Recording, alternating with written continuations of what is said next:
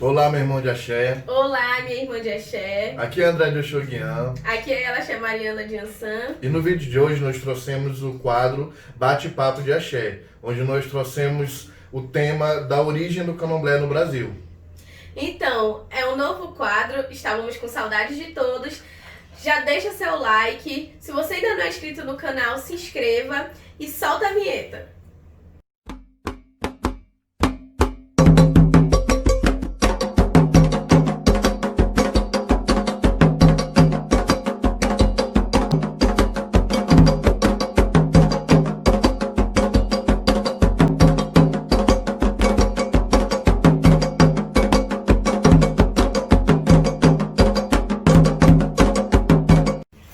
Como nós sabemos, o candomblé é uma religião trazida pelos negros, ou seja, uma religiosidade de origem africana.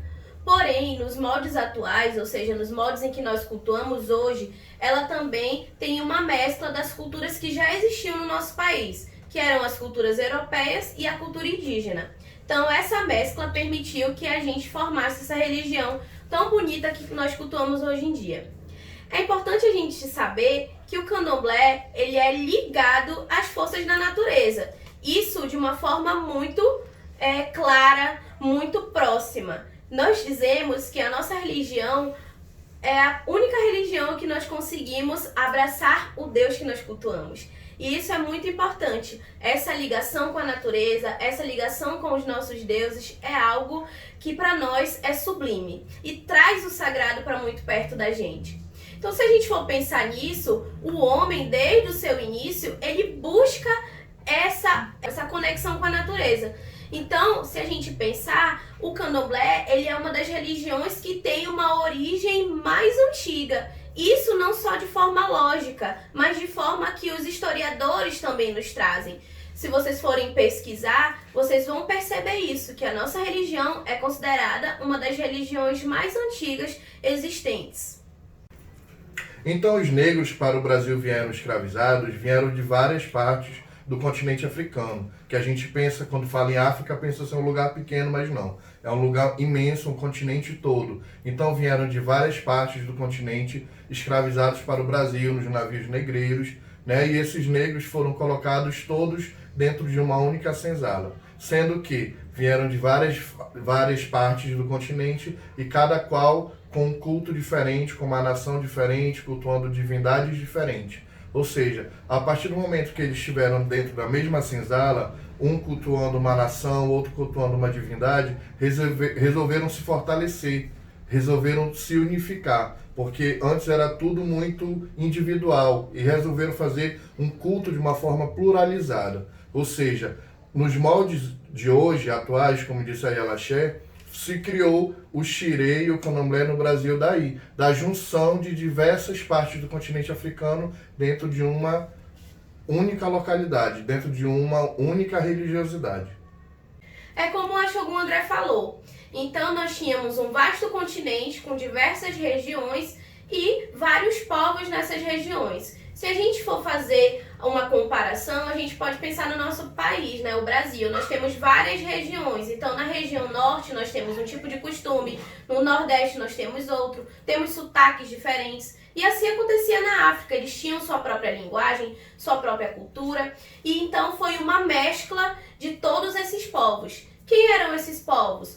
Os Axantis, os Euês, os Bantus, os Iorubais, os Fons. Sendo que os três principais, né, os três que tiveram uma maior massa e que tiveram uma influência maior, né, as suas características se eternizaram de forma mais fidedigna, foram os Fons, os Iorubais e os Bantus. Então, assim, esse povo vieram de diversas regiões para o Brasil, né? Então se acumularam em todas as partes do país, né? Como a Yalaxé falou dos três povos, eu vou falar um pouquinho agora do povo banto. Esse povo, realmente eles ficaram um pouco mais afastados da zona urbana, né? Aí assim, eles tiveram dificuldade no princípio, lá nos primórdios, de lidar com os costumes, com o idioma local, né? Lidar com toda a parte de comunicação até entre eles mesmos, né? E por eles serem um povo mais afastados, eles tinham mais contatos assim com o povo indígena, né? Por quê? Foi daí que surgiu a ligação do povo angoleiro com os caboclos do nosso Brasil, né? Os índios, os gentis, enfim, todo o povo de caboclo. Foi daí que deu início também ao candomblé de caboclo no Brasil. Tá? Só que aí a gente vai falar num outro vídeo futuro sobre o candomblé de caboclo. Né? E esse povo angoleiro que veio para cá, eles trouxeram diversos costumes, né?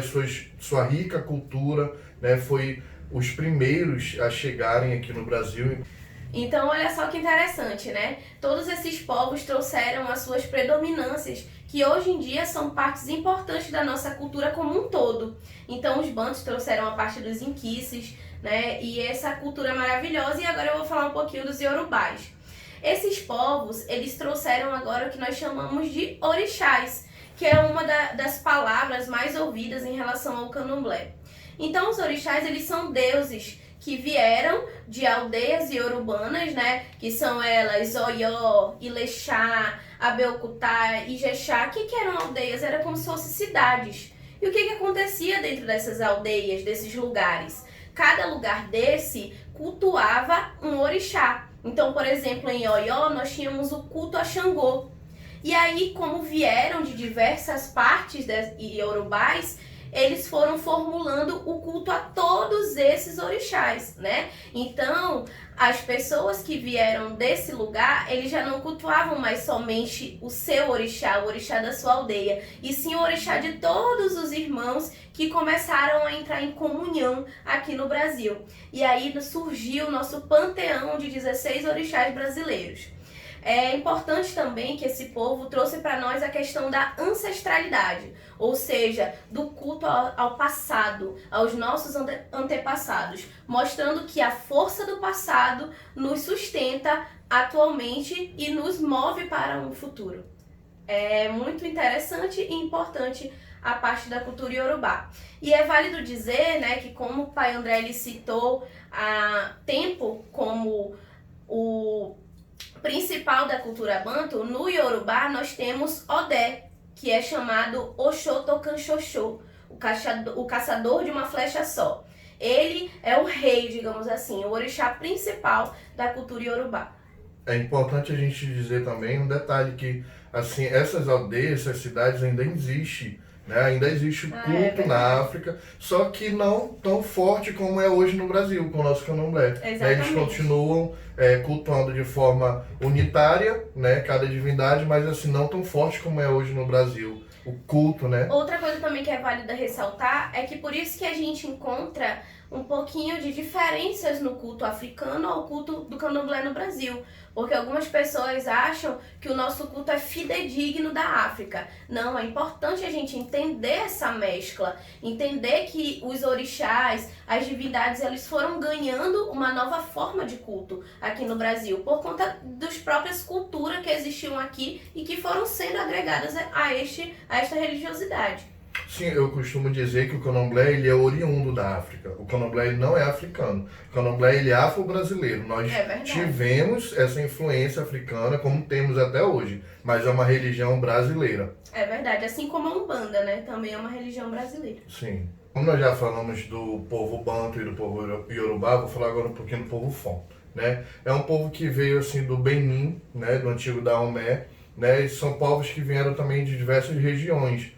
Né, povo que vieram também dos Abomey, né, dos Marins de Savalu, os Aladanos que vieram de Aladá, da região de Aladá, né, e esse povo, assim, eles trouxeram pra gente os voduns, né, nossos amados voduns, né, e eles têm como culto principal o culto ao povo Dambirá, em geral, né, o culto das Dães, toda essa família Dambirá é muito forte no culto Fon, e toda essa família, né, eles têm outros voduns, né, que acabaram sendo introduzidos no culto iorubá também, né, como a gente tem o Mulu, o Baluaê, Nanã, o Xumaré, Ieuá, né, são voduns que vieram originalmente do povo Fon, mas que também a gente cultua, né, engloba no culto iorubá, no nosso candomblé hoje. Acaba que na realidade o candomblé, a gente está explicando essas três principais, mas se a gente for pegar na religiosidade das três, né, dessas três que hoje são chamadas nações do candomblé,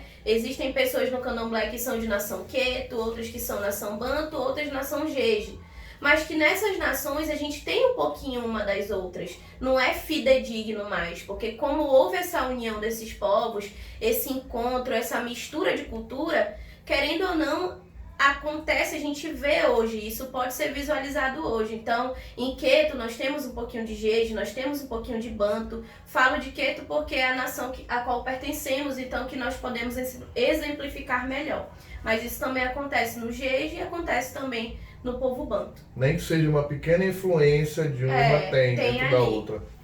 E isso é bonito, né? Porque é uma mistura muito bonita. A gente pode ter, por exemplo, muitas palavras que nós usamos hoje no dialeto iorubá são provenientes do povo banto. Exatamente. Né? Assim, a gente encontra até no dialeto, porque como os bantos foram os primeiros, ficou muito enraizado. O linguajar, o idioma, entendeu? Então tudo isso a gente acabou trazendo como herança para o candomblé, para o iorubá, um pouquinho da linguagem nagô, da linguagem banto, perdão. Outro fato bastante importante para a gente falar em relação é a nomenclatura, né? Que hoje em dia existe uma nomenclatura diferente a quando a gente se refere ao povo iorubá e ao povo fon. E a gente vai falar um pouquinho dessa curiosidade para a gente entender de onde que veio essa nomenclatura.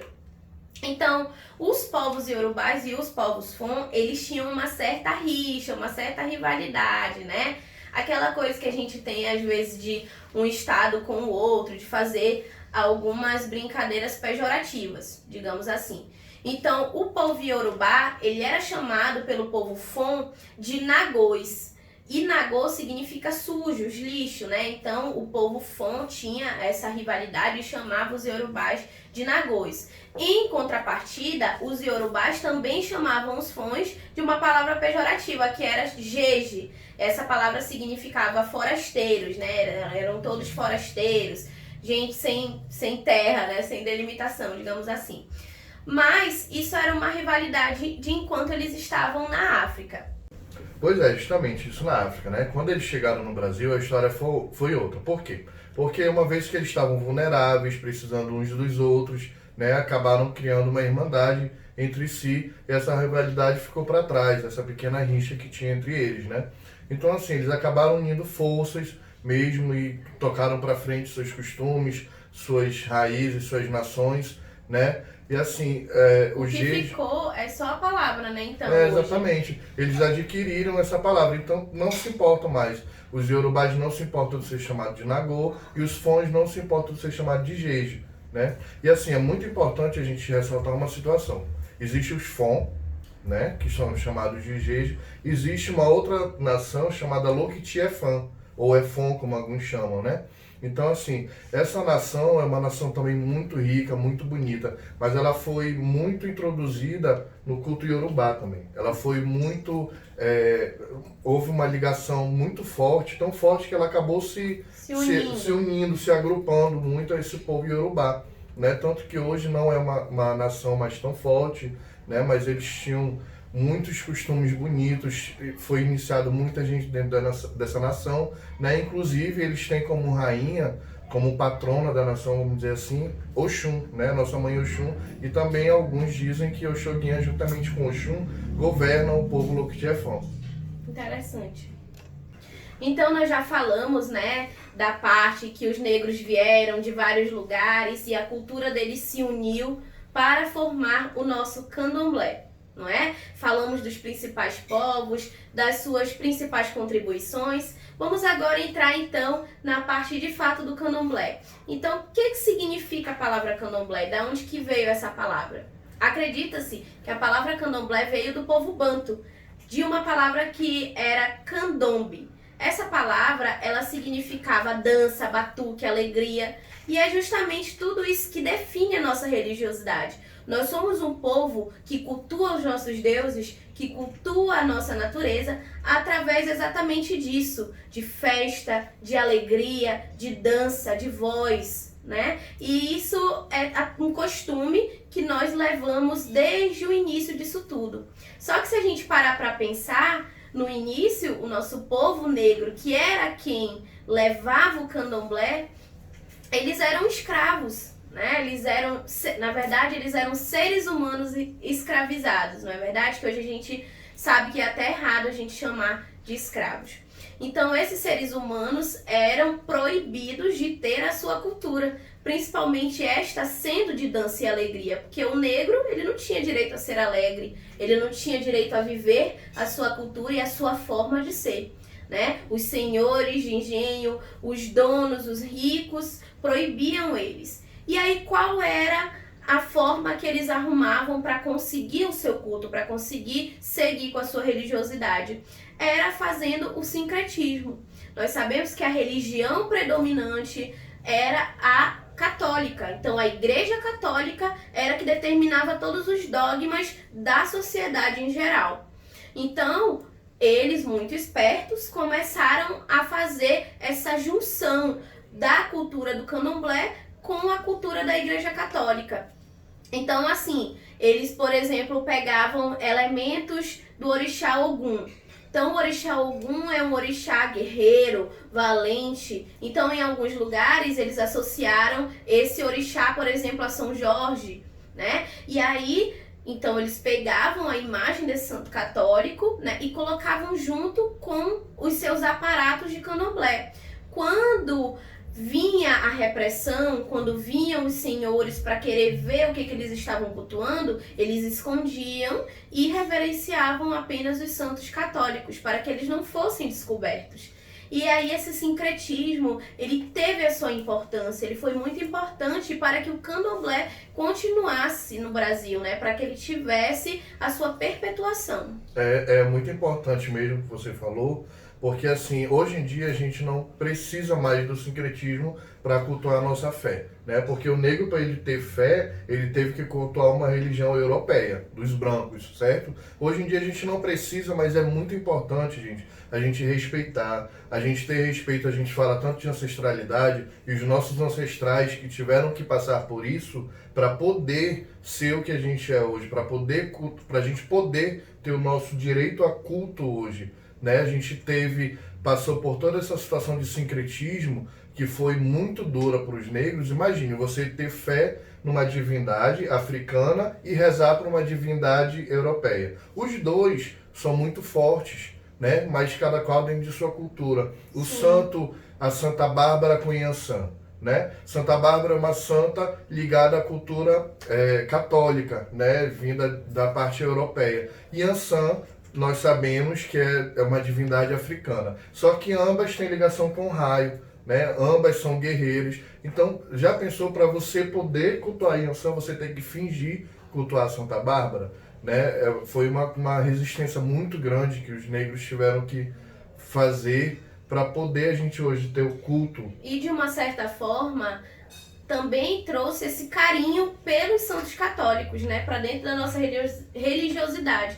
Porque ter que cultuá-los e receber, às vezes, de certa forma, as graças desses santos, fez com que o povo negro também tivesse um pouco de afeição a esses que ajudaram eles a cultuar os seus próprios orixás. E né? Esse é um dos fatores que a nossa religiosidade, o povo de Candomblé em geral, não tem preconceito com as demais divindades, né? Com as demais religiões. A gente aceita todo mundo. A gente, infelizmente, é muito discriminado pelas outras religiões.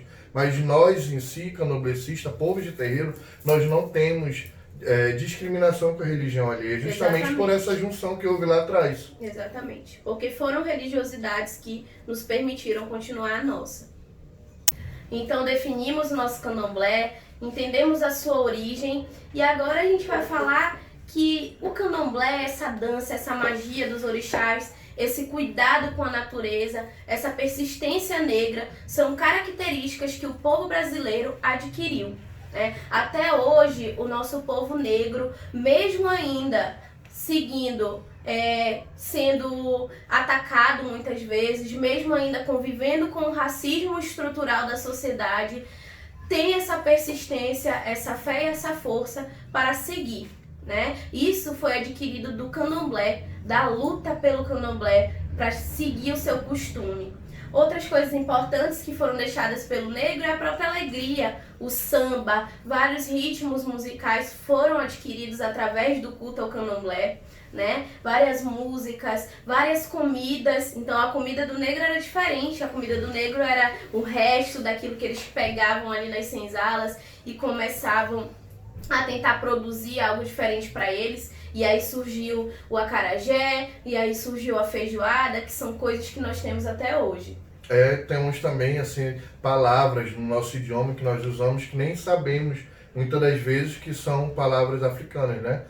Cafuné, dengo, café, quitanda, caçula, moleque, tudo isso são palavras africanas que a gente usa e nem, às vezes nem se dá conta que é oriunda, né, dessa região dos negros, né? E assim, é importante também a gente frisar que o candomblé é uma religião negra, né? A gente tem, já houve situações de o negro ser descriminalizado no próprio candomblé, porque hoje com a chegada dos brancos, né, no candomblé, acabou se elitizando de alguma forma, né? E assim, vamos lembrar as nossas origens, o negro, o pé no chão, aquele que foi escravizado, aquele que foi humilhado. Essas são as pessoas que devemos todos nós respeitar, abraçar dentro da nossa comunidade religiosa. Vamos lembrar a nossa luta, que não terminou. Nós temos sim, hoje a liberdade dentro da nossa Constituição para a gente fazer o nosso culto, mas nós sabemos que nós ainda somos muito massacrados,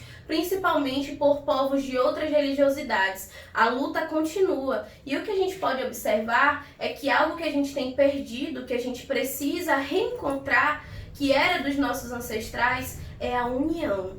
Nós precisamos nos unir. O ajô. O ajô, né? Nós precisamos nos unir para a gente conseguir manter a nossa religiosidade e levar cada vez mais a nossa religiosidade. O povo de santo hoje briga às vezes pelo que é certo, pelo teu errado e esquece que nós temos aí lutas muito maiores para a gente garantir e para a gente continuar. Então, se a gente pode dar um recado, né? Eu e meu irmão, para todos os nossos irmãos de axé que estão nos assistindo hoje, vamos pegar tudo isso que os negros trouxeram pra gente e vamos continuar trazendo para nós em forma de união, em forma de ajô e em forma de perpetuação para nossa religiosidade.